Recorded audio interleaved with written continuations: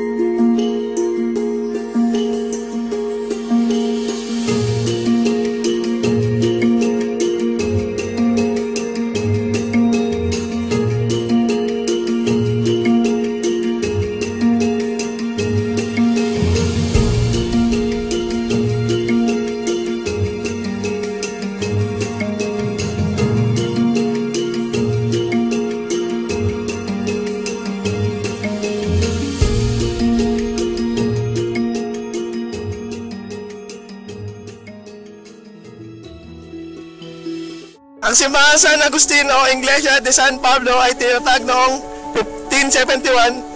Tinuturing itong pinakamatandang simbahan na bato na tinayo noong 1574 at pinakamamahal ng Fraile Agustino. Malapit sa altar, nagsimbahan, sinasabing nakilala sina Martin de Goiti, San Cedo, Miguel de Lopez de Legazpi at iba pang arsobispo na tinatawag itong World Heritage Site ng UNESCO. Nasira ito at ng mga piratang Chino noong 1574.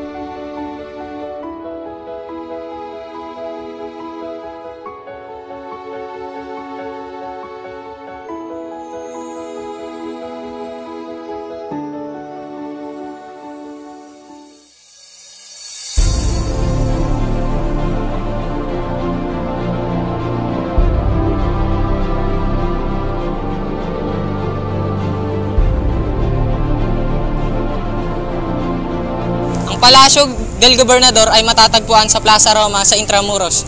Ito ay unang itinayo sa Plaza de Armas sa Port Santiago noong 1599. Ngunit nasira ito sa lindol noong 1645. Nagsilbi itong bahay rin ng mga gobernador general noong panahon ng mga Kastila hanggang sa ito'y lindolin noong 1863 at inilipat ang administrasyon sa Malacañang Palace.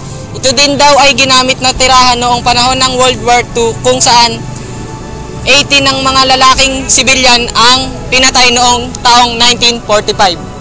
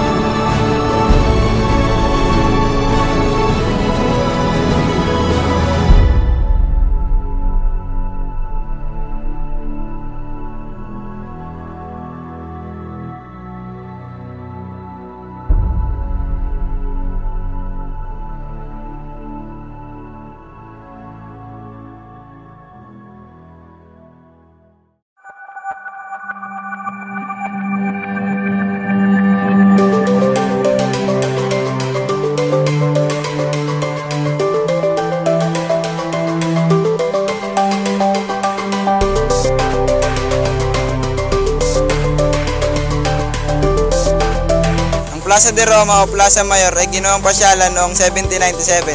Ito din ay pinangalan ng Plaza McKinley. Sinunod sa pangalan ni US President William McKinley noong 1901. Ito ay pinangalang muli Plaza Roma noong 1961 to honor Sacred College of Cardinals in Rome following elevation of first Filipino Cardinal Rufino J. Santos. Fountain built in 1886 and statue ay pinalitan ni Gomburza noong 1960.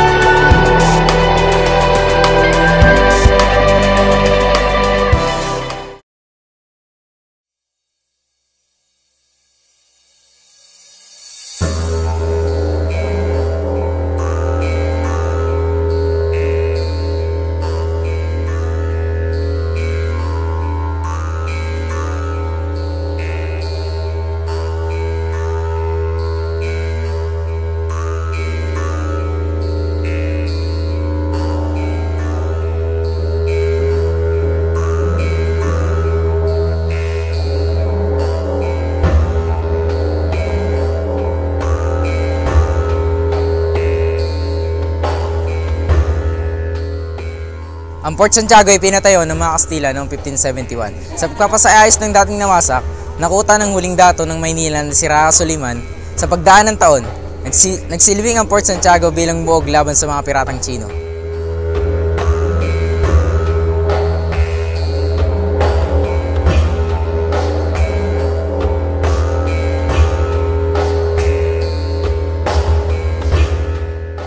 Kulungan para sa mga political prisoners noong panahon ng mga Kastila at torture chamber ng mga panahon ng Hapon noong World War II. Muntikan nang mawasak ng tuluyan ng kuta dahil sa mga bombang Amerikano noong Battle of Manila. Dito rin ikinulong si Jose Rizal bago siya pinatay noong 1896. Ang Port Santiago din ang naging headquarters ng Philippine Division of the US Army.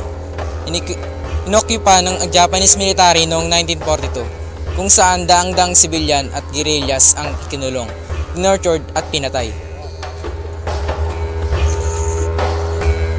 Ang Intramuros ay pinarangalan ni King Philip bilang distinguished and ever loyal city. Ito ay nagsisilbing political, cultural, educational, religious, commercial center ng Spain Empire. Ito ay sagana para sa kalakaran, para sa Acapulco, Mexico, transport. Si Santiago de Vera at Miguel Lopez de Legazpi ang namuno sa pagpapatayo nito noong 1590 hanggang 1872.